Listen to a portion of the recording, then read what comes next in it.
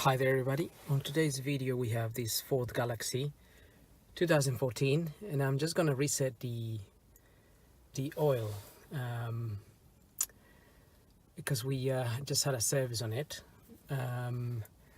and to do it, this is the model we have here. So just close the door, and if you put the ignition on position 2 where the lights come on, and then press the brake and accelerator together. So I'm gonna press them now,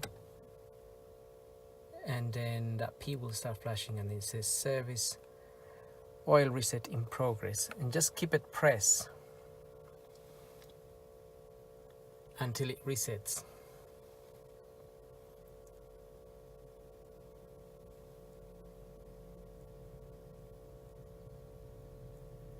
So oil reset complete.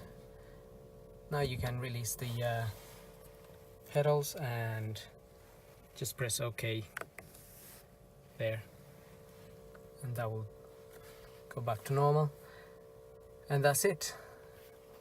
So hope this video helps, and thanks for watching.